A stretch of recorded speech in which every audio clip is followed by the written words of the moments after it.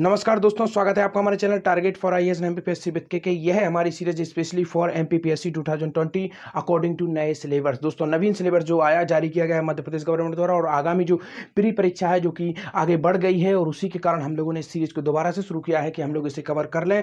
और मध्य प्रदेश का इतिहास काफ़ी डीपली तरीके से मैं आप कवर कर रहा हूँ यहाँ पर, शायद ही कहीं आपको इतनी डीपली तरीके से कवर किया जाएगा। और इसके फ्री ऑफ कॉस्ट यह पूरे लेक्चर हैं, आपको किसी प्रकार का कोई भी सब्सक्रिप्शन नहीं लेना है। और जो इसका लेक्चर की पीडीएफ है वह भी आपको फ्री ऑफ कॉस्ट मिलेगी मेरे टेलीग्राम चैनल पर, लिंक उसकी डिस्क्रिप्शन में, वहां से आप टेलीग्राम चैनल ज्वाइन कर सकते हैं।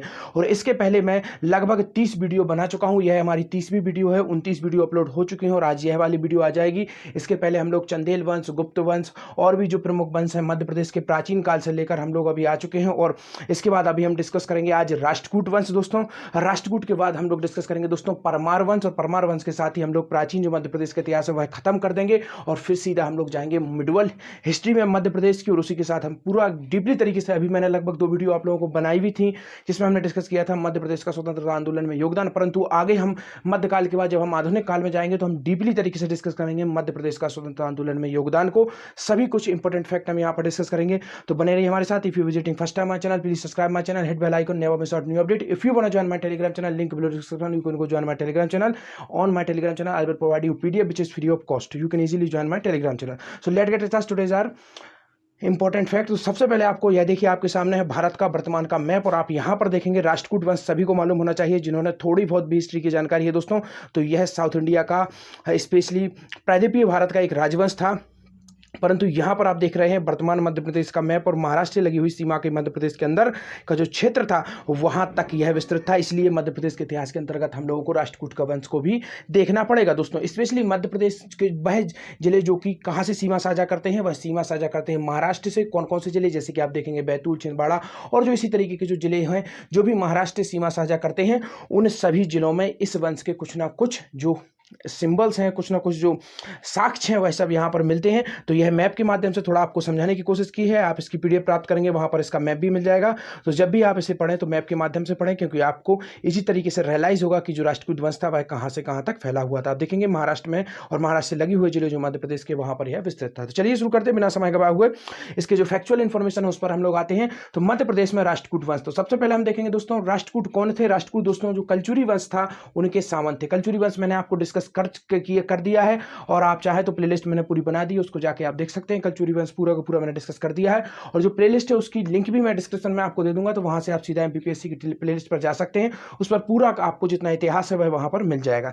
तो राष्ट्रकूट स्पेशली कलचुरी वंश के शासकों के कौन थे, सामंत थे। बाद में ये क्या करते हैं, चालुक्यों के प्रति समर्पित हो जाते हैं। इसमें लिखा हुआ है चालू, परंतु इसको आपको क्या पढ़ना है, चालुक्य। याद रखिए आप, चालुक्य। तो जो चालुक्य थे उनके प्रति समर्पित हो जाते हैं। बाद में क्या हो जाते हैं दोस्तों, यह चालुक्यों के प्रति समर्पित हो जाते हैं। परंतु अगर आपसे क्वेश्चन पूछा जाता है कि राष्ट्रकूट कौन से वंश के सामंत थे, तो आपको आंसर केवल यह लगाना है, कलचुरी वंश के यह सामंत थे। कलचुरी वंश दोस्तों सभी को मैं बता चुका हूं, त्रिपुरी वाला और महिष्मती वाला, क्योंकि इसकी 2 शाखाएं थी, एक थी महिष्मती और एक थी कलचुरी। महिष्मती प्राचीन थी, कलचुरी उसके बाद की थी, जो वर्तमान में जबलपुर के पास है। पूरा मैं डिस्कस कर चुका हूं, यहाँ पर हमें उसके बारे में डिस्कस करने की आवश्यकता नहीं है। तो तीसरा हम देखेंगे यहाँ पर फैक्ट, बैतूल जिले के तिवार खेड़ा प्रशस्ति से 4 राष्ट्रकूट नरेशों की जानकारी प्राप्त होती है। तो जो 4 राष्ट्रकूट नरेश हैं दोस्तों, उनका मैंने आपको बताया था शुरुआत में, महाराष्ट्र से जो लगे हुए जिले हैं वहां पर इस वंश की जानकारी मिलती है, और वही आपके सामने आ गया है बैतूल, जैसा कि मैंने आपको बताया था। और बैतूल का एक जगह है जिसका नाम है तिवार खेड़ा, वहां से एक प्रशस्ति मिला है और उसमें 4 राष्ट्रकूट नरेशों का जिक्र मिलता है, और यह सभी के सभी 4 काफी अधिक इंपॉर्टेंट है। तो देखते हैं कौन कौन से वह 4 राजा थे। प्रथम ऑप्शन है दंती दुर्गराज दोस्तों, इसके बाद आप देखेंगे गोविंद राज, इसके बाद देखेंगे आप स्वामी राज, और उसके बाद देखेंगे नन्न राज। तो यह 4 इंपॉर्टेंट जो शासक थे किस वंश के थे दोस्तों, राष्ट्रकूट के थे। और इनकी जानकारी कहां से मिलती है, बैतूल के तिवार खेड़ा प्रशस्ति से 4 राष्ट्रकूट वंश के 4 शासकों की जानकारी मिलती है। अब देखते हैं नेक्स्ट इंपॉर्टेंट इंफॉर्मेशन। अब मैं आपको यहां पर बताऊंगा जो बैतूल का प्रशस्ति मिला है उससे इंपॉर्टेंट फैक्ट, अर्थात उससे इंपॉर्टेंट क्या क्या इंफॉर्मेशन मिली है, क्या इसके स्पेसिफिक है। तो देखते हैं राष्ट्रकूट वंश का बैतूल का प्रशस्ति।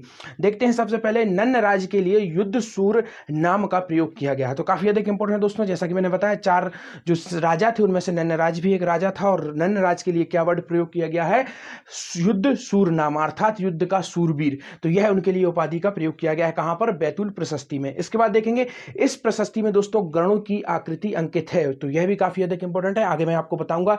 इस वंश का दोस्तों जो राजकीय चिन्ह था वह कौन सा था? गरुड़ था। तो आपको याद रखना है इस वंश का गरुड़ था। और एक और वंश था, किसका गरुड़ था दोस्तों? मैंने आप लोगों को बताया था, आप लोग कमेंट सेक्शन में जाकर बताएंगे कि राष्ट्रकूट के अलावा और कौन सा वंश था जो मध्य प्रदेश का सबसे अधिक प्रमुख वंश है दोस्तों। उसका स्पेशली जो संकेंद्रण था दोस्तों उज्जैन के आसपास था। अब तो आप लोग बता ही देंगे। और उसी के समय का सती प्रथा का भी साक्ष्य उसी वंश से संबंधित मिलता है। और उस वंश के सबसे प्रमुख राजा थे एक समुद्रगुप्त, चंद्रगुप्त। तो अब आप लोगों को उस वंश का नाम बताना है कमेंट सेक्शन में कि कौन सा एक और वंश था जिसका गरुड़ चिन्ह था। तो गरुड़ चिन्ह की आकृति मिलती है। बादामी के चालुक्य वंश पुलकेशन द्वितीय ने दुर्ग राज्य को राज्यपाल नियुक्त किया था। तो दोस्तों यहां पर मैंने शुरुआत में आपको बताया था कि यह किसके सामंत थे? यह चालुक्य वंश के सामंत थे। और चालुक्य वंश का एक इंपॉर्टेंट राजा होता है दोस्तों, क्या नाम है उसका? यहां पर हाईलाइट कर देता हूं, पुलकेशन द्वितीय। और यह क्या करता है? जो दुर्ग राज है यहां पर जिसका नाम मिलता है प्रशस्ति में, उसे क्या करता है? यह अपना राज्यपाल नियुक्त करता है। तो राज्यपाल नियुक्त करता है, कौन करता है? चालुक्य वंश का पुलकेशन द्वितीय। अब देखते हैं नन्न राज ने राष्ट्रकूट वंश का चिन्ह गरुड़ को चुना। तो यह पर इंपॉर्टेंट है, मैंने आपको बताया था कि इस वंश का जो राजकीय चिन्ह कौन सा था? गरुड़ था। परंतु इस गरुड़ को चुना किसने था? तो इसको चुना था नन्न राज ने। किस वंश का राजकीय चिन्ह चुना था? राष्ट्रकूट वंश का राजकीय चिन्ह चुना था नन्न राज ने। इसके बाद देखते हैं दंती दुर्ग इस वंश का दोस्तों प्रथम शासक था जिसने मध्य प्रदेश के मालवा तथा पूर्वी मध्य प्रदेश पर अधिकार किया था।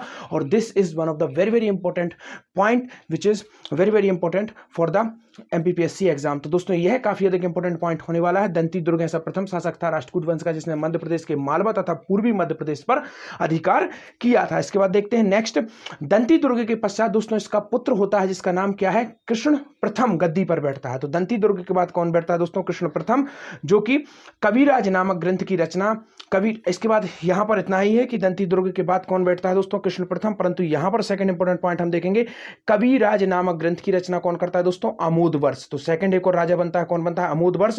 और वह किस ग्रंथ की रचना करता है? कविराज नामक ग्रंथ की रचना करता है अमोद वर्ष। और इसी से ही मान्यखेत नामक नगर बसाया जाता है दोस्तों। तो कौन किसके द्वारा मान्यखेत नामक नगर बसाया जाता है?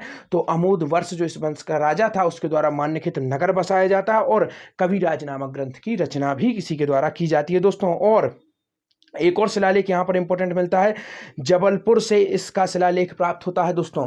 तो अभी तक हमने दो शिलालेख देखे इस वंश के, एक बैतूल से देखा था जिसमें 4 राजाओं की जानकारी मिलती है। अब हमने देखा अमोद वर्ष हमने देखा कि जिसने मान्यखेत की स्थापना की थी और साथ ही साथ कविराज नामक ग्रंथ की रचना की थी। और इसका एक शिलालेख कहां से प्राप्त होता है? जबलपुर से प्राप्त होता है। इसके उपरांत दोस्तों इसका पुत्र होता है कृष्ण द्वितीय शासक बनता है। और कृष्ण द्वितीय दोस्तों त्रिपुरी के कलचुरी का राजा होता है, जो कोक्कल जिसका नाम होता है दोस्तों। मैंने आपको बताया था यह त्रिपुरी वंश का जो राजा था उसका स्थापना करता भी माना जाता है कि पुत्री से विवाह कर लेता है। तो कृष्ण द्वितीय जो होता है दोस्तों त्रिपुरी के कलचुरी राजा की कोक्कल की पुत्री से क्या कर लेता है? विवाह कर लेता है। फिर इसके बाद दोस्तों शासक कौन बनता है?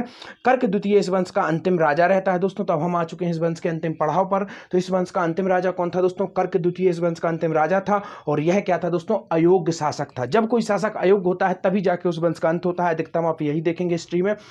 और जब यह अयोग्य शासक था इसलिए चालुक्य वंश का दोस्तों एक और सामंत रहता है जिसका नाम है तैलप द्वितीय। यह राष्ट्रकूट साम्राज्य पर अधिकार कर लेता है और इस प्रकार इस वंश का क्या हो जाता है? अंत हो जाता है। इति सिद्धम, यहीं तक हमारा यह राष्ट्रकूट वंश था और एक ही वीडियो में हमने इसे कवर कर लिया है दोस्तों।